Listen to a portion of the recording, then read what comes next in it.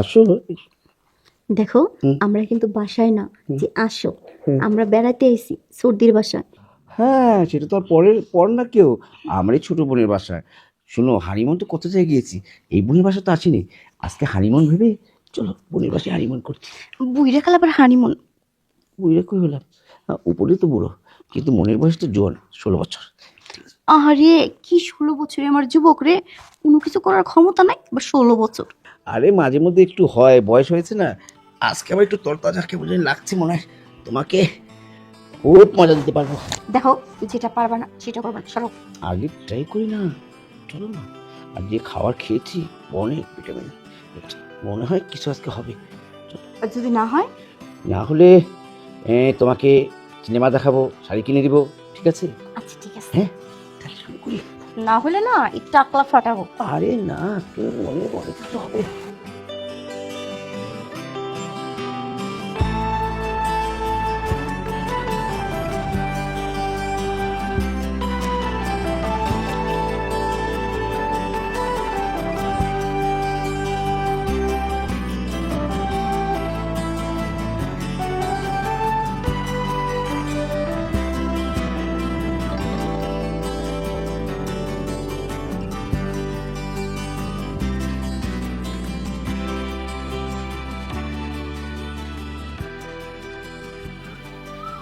দেখলাম কি অবস্থা, হ্যাঁ?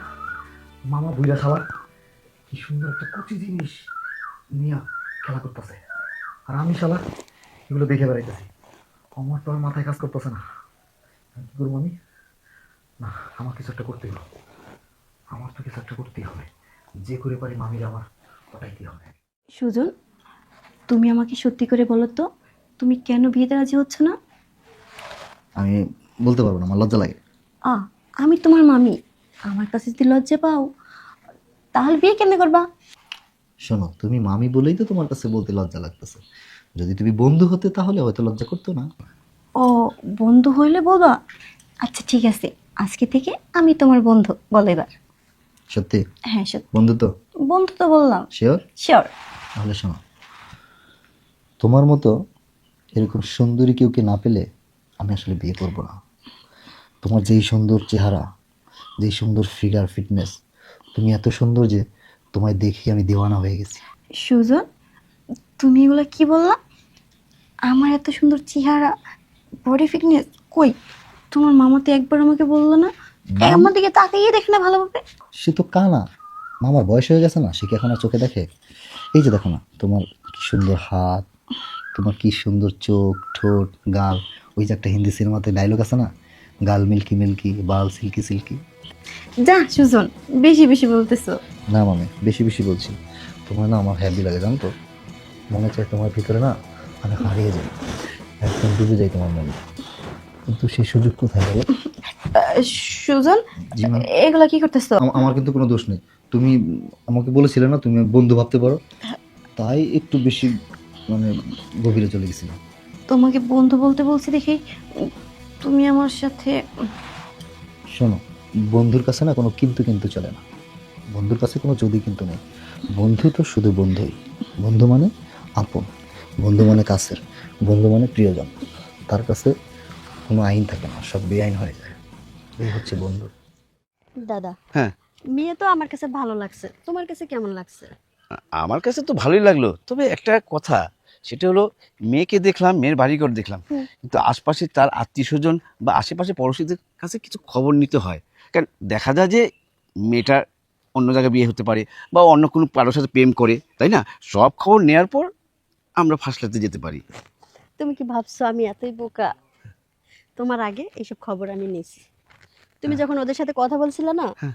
ওই ফাঁকে আমি একটু বাইরের আশেপাশের লোকজনের কাছে জিজ্ঞেস করছিলাম। আচ্ছা, তারপরও আরেকবার, বিয়ের ব্যাপার তো, দুই একবার দেখে ওটি ভালো হয়। হ্যাঁ, তা ঠিক আছে, তুমি যখন বলছো সমস্যা নাই, খবর নিব। তবে মেয়েটা দেখতে সুন্দর, খুব সুন্দরী, ভাগ্নের সাথে মানাবে। এখন তুই আরেকদিন একটু দেখিস, ভালো করে খবর নিয়ে তারপর দেখা যাবে। হ্যাঁ, তা তো দেখতেই হবে, বিয়ে শাদির ব্যাপার অনেক তো, বুঝতেই পারতেছো। আচ্ছা সমস্যা নাই, আমরা তো দেখছি, আমাদের তো পছন্দ। এরপরে একদিন ওই বউ আর ভাগিনা যায় দেখে আসবে। তাও ঠিক, ঠিক আছে, চল চলো। বাসা যাই তাহলে।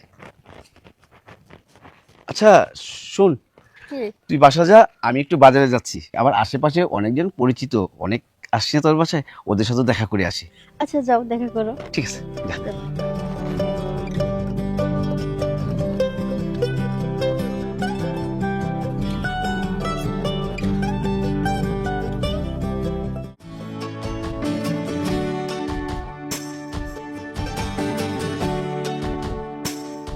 সর্দি কি করো?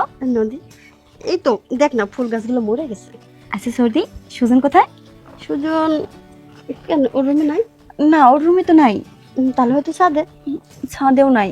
তাহলে যাবে কই? আছে দেখ না আশেপাশে আছে। আচ্ছা আমাদের বাড়িতে তোর কেমন লাগতেছে?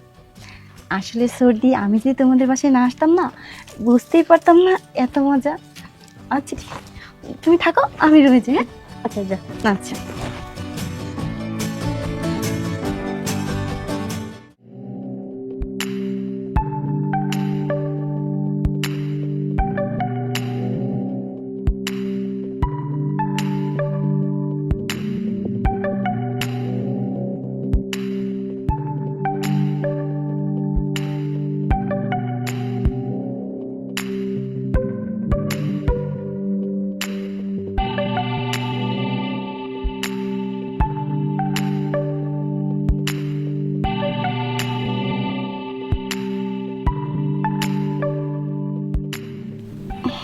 এই কি করতেছো?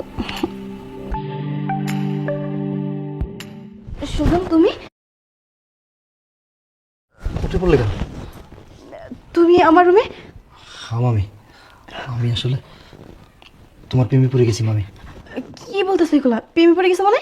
মামি, আমার চোখে তুমি ছাড়া এই দুনিয়াতে কোনো নারী আর ভালো লাগে না, শুধু তোমাকে আমার খুব ভালো লাগে। তোমার আমার হ্যাপি লাগে না মামি? দেখো সুজন, তুমি যেটা বলতেছো সেটা ঠিক না। আর ঠিক ঠিক পরে হবে মামি, প্লিজ।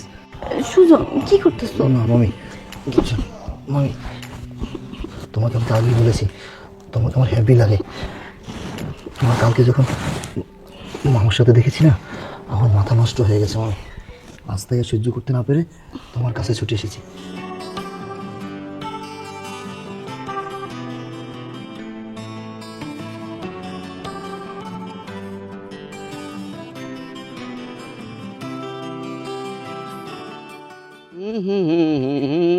মামা, তুমি কোন মেলা করছো একবারে সাইজা গাইজা? তোর কাজের জন্য যাচ্ছি।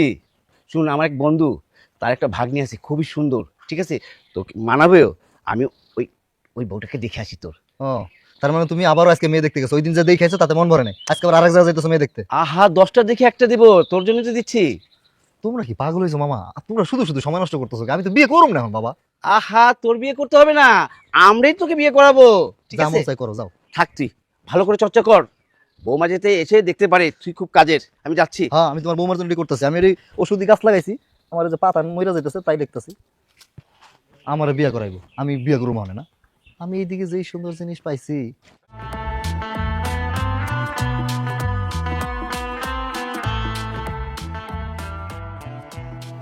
এতদিন রুমে দাঁত দাঁত চলে এসো।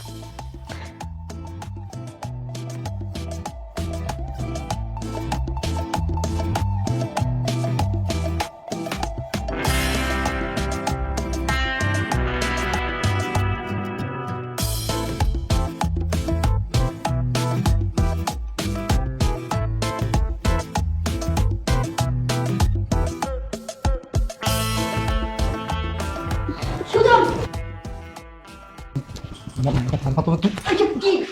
হ্যাঁ এসব আমি কি দেখলাম? ও তোর মামি আর তুই ওর ভাগিনা। আমি যেটা দেখছি, দাদা যদি এটা দেখতো তাহলে আজকে কি হইতো? হ্যাঁ এই তুই বড় হয়েছিস না, তোর মান সম্মান বলতে কিছু নেই, তুই কিভাবে পারলি এটা করতে? মা, আমার ভুল হয়ে গেছে, আমার মাফ করে দাও, আর হইব না। আর বৌদি, তুই তো বুদ্ধিমান, ওর না হয় ছোট মানুষ, ওর মাথায় বুদ্ধি নেই, তুই এই কাজটা ওর সাথে কেমনে করলি?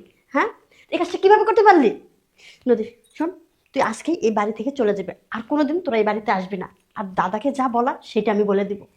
সর্দি, আমার না ভুল হয়ে গেছে, আমার এবারের মতো মাফ করে দাও প্লিজ। সর্দি, তোমার দাদাকে কিছু বলো না, যদি কিছু বলো তাহলে আমার সংসারটা ভেঙে যাবে। আজকে এই বাড়ি থেকে তোরা চলে যাবি, আর কোনোদিন যেন এই বাড়িতে না দেখি। আর তোরা আমি দেখি। মা, আমার মাফ করে দাও।